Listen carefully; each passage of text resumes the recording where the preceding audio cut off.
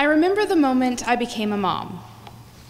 Nearly 6 weeks earlier than I had expected, the baby came crashing out into the chaos of our labor and delivery room. The OB nurses were tripping over the NICU nurses who were stumbling over my mother, who was stumbling over my mother-in-law. The doctor was this close to wheeling me into the operating theater. So when my "I'll do it on my own time, thank you very much," child came tumbling out of my womb, the doctor just sort of caught the 5-pound lump of flesh and tossed it onto my abdomen. The baby's sex had been a secret. For 7.5 months, I had fantasized about the moment when the doctor would deliver the baby, hold it up like Simba in The Lion King, and declare, "It's a..." Instead, after 20 hours of labor and 3 grueling hours of pushing, I was laying there with my feet in stirrups and a gross, tiny human on the outside of my abdomen instead of the inside. I did what any self-respecting woman in my position would do.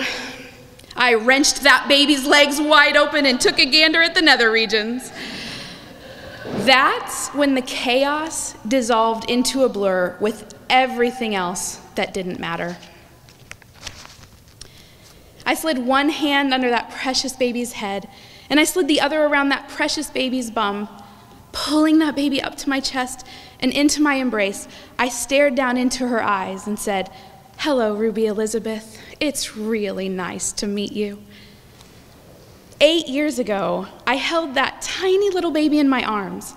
I was naive and innocent, just clueless enough to think that I was capable of anything.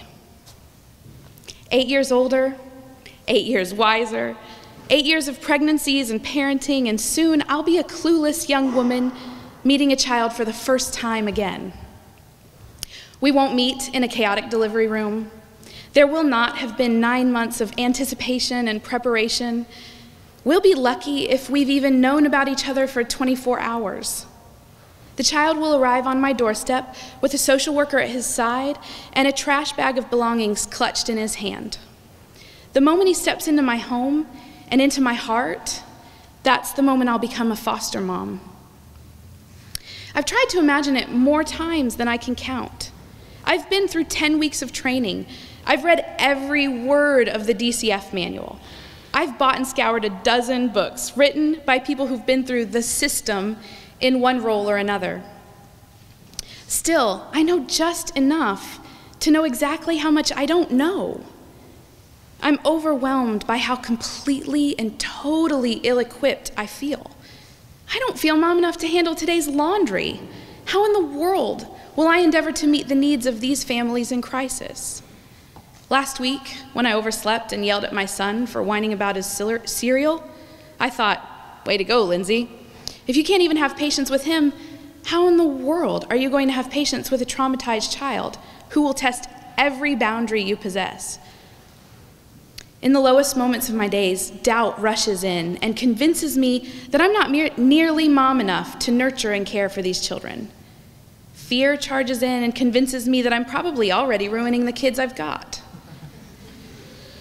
I shrink in the face of these thoughts. I ask myself, are you really mom enough for this?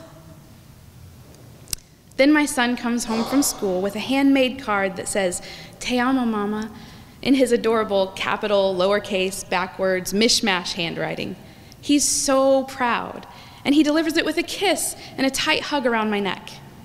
My daughter reads the scene in Harry Potter when Ron accidentally curses himself with a case of the slugs, and we laugh and laugh and laugh until our sides hurt. I tuck them in at the end of the night and sing them a song. I stare in their faces and see fleeting glimpses of the incredible people they're becoming. I realize something important. I realize that it's not about me at all. It's about love. Love that is stronger than any weakness. Love that fills in the gaps of all imperfection. Love that's loud enough to silence the fears, mine and theirs. I can't imagine all that will come our way in the next 8 years.